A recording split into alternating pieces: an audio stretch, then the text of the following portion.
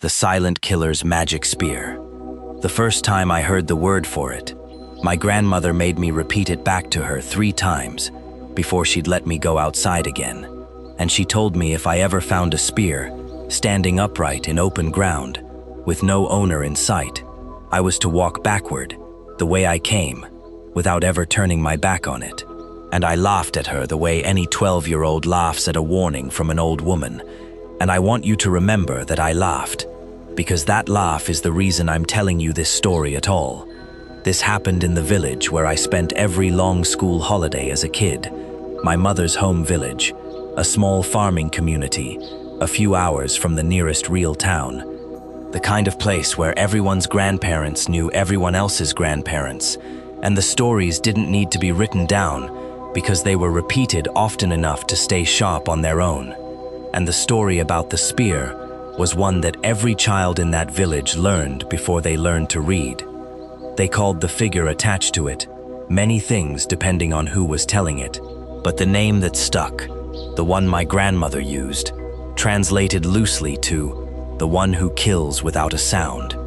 And the legend went that generations ago, long before anyone alive could remember, a hunter in that region had been given a spear by something that was not a person, found deep in the forest, at the base of a tree that bore fruit no one could identify. And the spear let him kill anything, any animal, any threat, without ever making a sound. No cry from the prey, no snap of a branch, nothing. Perfect silent efficiency. And for a while, the hunter was celebrated as the greatest provider the village had ever known. Food appeared, threats vanished, and then people started noticing that the silence didn't stay contained to the moment of the kill. It started spreading backward and forward in time around him. Conversations near him would go quiet without anyone deciding to stop talking. Children stopped crying when he entered a room. And eventually, the story goes, the hunter used the spear on a person for the first time. Not out of malice, the story insists, but almost by accident, out of some instinct the spear had trained into him. And that person simply stopped, mid-sentence, mid-breath, without a sound, without a mark. And from that day on, the village said the hunter was no longer a man who used a silent weapon. He had become the silence itself, wandering, spear in hand. And the rule they taught every child after that was this: if you ever see the spear standing alone in the ground, upright, with no one holding it, that means it is between owners, and it is choosing, and you do not want to be the next thing it chooses. You back away slowly, never turning your back, because the story says it can only take what has already turned away from it. I heard this story every single summer of my childhood, and I never once believed a word of it until the summer I turned 16. My grandmother had gotten sicker that year, and my mother sent me ahead of the rest of the family to help around the house for 2 weeks before everyone else arrived, which meant for the first time, I was staying in that house, essentially alone with her. No cousins running through the yard, no noise, just the 2 of us and the slow creak of a house that had stood for longer than anyone could tell me. And it was during the 2nd week that things started happening that I still cannot explain in any way that satisfies me. It started with the goats. My grandmother kept 4 of them in a small pen behind the house, and one morning I went out to feed them, and there were only 3, and I assumed one had simply gotten loose overnight through a gap in the fence. So I walked the perimeter of the property looking for it, and about 60 yards from the house, at the edge of where the cleared yard gave way to brush and forest, I found the 4th goat, lying on its side in the grass, and it was not injured in any way I could see. No blood, no wound. It was simply still, the way something is still when whatever used to move it has been switched off rather than broken. And next to it, standing upright in the soft ground, exactly the way my grandmother had described so many times, was a spear, old wood, a dark metal head, standing perfectly vertical, with no one anywhere near it. And I remember the first thing I felt was not fear. It was a strange kind of embarrassment, like I'd stumbled onto something private, something I wasn't supposed to see. And only after that first useless emotion passed did the fear catch up to me, and I did exactly what 12-year-old me had promised my grandmother I would never need to do, because none of it was real. I backed away, slowly, eyes on the spear the entire time, all the way back to the house, and I told my grandmother what I'd found, and her face did something I had never seen it do before. It didn't go pale with fear exactly. It went still and focused, like a soldier hearing a familiar alarm, and she asked me 3 questions in a row, very fast. Was the spear standing up or lying down? Was it facing toward the house or away from it? And had I turned my back on it at any point before I started walking backward? And when I told her it had been standing, facing toward the house, and that I had turned around briefly to check my footing on a route before I remembered and turned back, her face changed again, and this time I understood it as something closer to grief. She told me that meant it had already seen me turn away once, which the story always said was the one thing you were never supposed to give it. And she made me stay inside for the rest of that day, every door and window shut despite the heat. And she wouldn't tell me exactly what she thought would happen, only that we would know within 3 days if anything was wrong. Because the story, as she told it that night, in more detail than I'd ever heard before, said that once the spear marks someone who has turned their back on it, it does not act immediately. It waits exactly 3 days, and during those 3 days, small things around that person go quiet, one at a time, working up to the person themselves. And the pattern always starts with sound and works its way towards stillness. I didn't sleep well that night, and the next morning I noticed the first thing, our rooster, which had woken the entire house every single morning without fail for as long as I'd been coming to that village, did not crow. I found him in the yard, alive, moving normally, pecking at the ground exactly the way he always did, but silent. And when I got close enough to really watch him, I realized his beak was opening at the moments where the crow should have come out. The motion was there, the intention was there, but no sound came with it. And my grandmother, when I told her, simply nodded slowly and said, 1, like she was counting something down rather than up. That was the first day. On the second day, it was the well. There was an old hand pump at the edge of the property that had always creaked loudly on every stroke.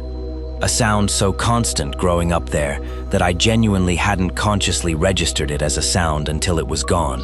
That morning, I went to pump water for the goats, and the handle moved with exactly the same resistance it always had, exactly the same rhythm, but silently. No creak, no groan of old metal, just smooth, wrong silence. And my grandmother said too, and told me to stay close to the house for the rest of the day.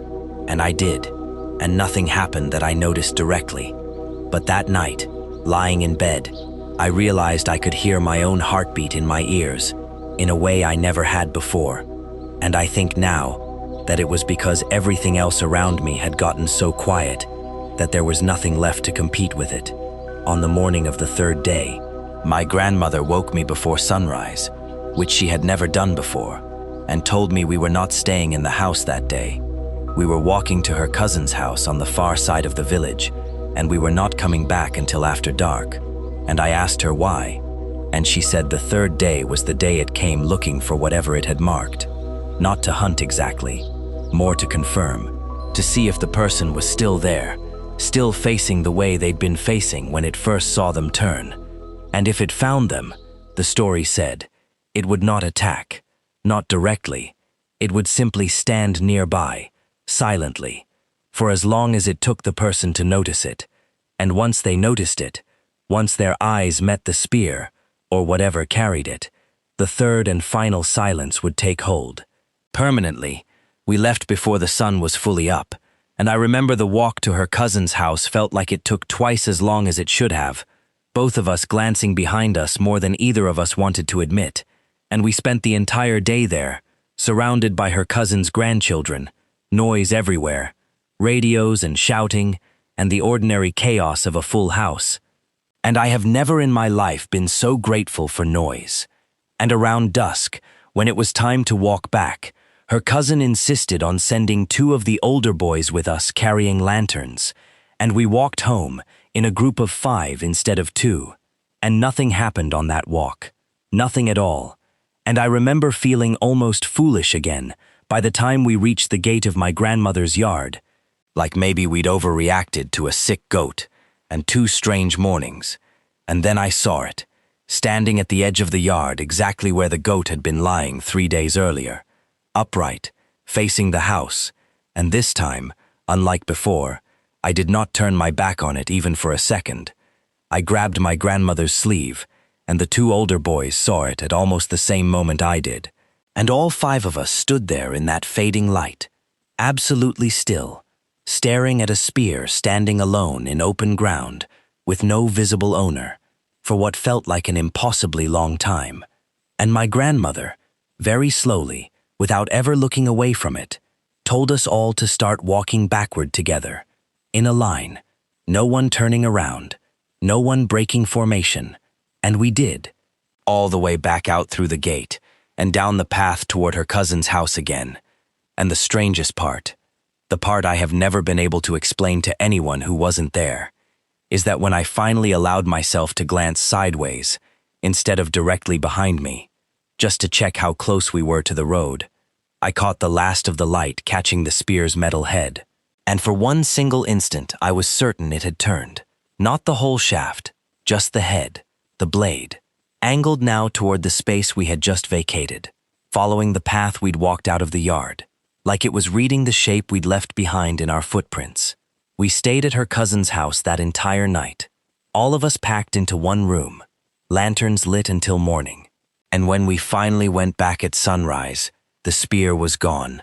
No goat, no impression in the grass, nothing, as if it had never been there at all. And my grandmother told me something before I left the village at the end of that summer that I have never forgotten and never fully understood. She said the spear does not always take the person it marks right away. Sometimes it waits years, decades even, and the sign that it has finally decided to come is always the same. The person marked will start noticing silences they never noticed before, sounds simply missing from moments that used to be full of them, one at a time, working inward. And she told me that if that ever started happening to me, wherever I was, whatever country, whatever year, I was to remember exactly what we did that night.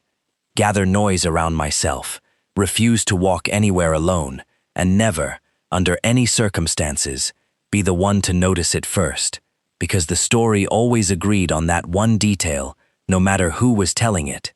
It cannot act until you see it.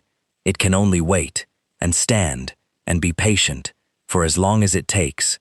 And I want to tell you that I moved away from that village, grew up, went to university, in a city loud enough that I genuinely forgot to think about any of this, for years at a time. And I want to tell you that's the end of it. But about 4 months ago, walking home from a late shift, I passed a construction site that had gone quiet for the night, and I noticed, the way you notice a missing tooth with your tongue, before you consciously register it, that I could not hear my own footsteps on the gravel, not muffled, not quiet, simply absent, and I stopped walking, and the silence around me did not stop with me, and I have not told anyone this except you, right now, because I am still hoping, the same way I hoped as a 16-year-old standing at that gate, that if I just keep walking backward carefully enough, keep enough noise around me, keep myself surrounded by people and light and sound, whatever noticed me that night on that gravel road will decide, the way it has apparently decided so many times before, across so many years in so many places, that patience is still worth more to it than certainty, and that it can afford to wait a little longer before it lets me see it clearly enough to finally understand what it is I've actually been backing away from all this time. And if you've made it this far with me, I think you should know this isn't the only story like this one I carry. There are others, older, stranger, told to me by people who had even less reason than I did to make any of it up. And I think, When I'm ready, I'll tell you those too.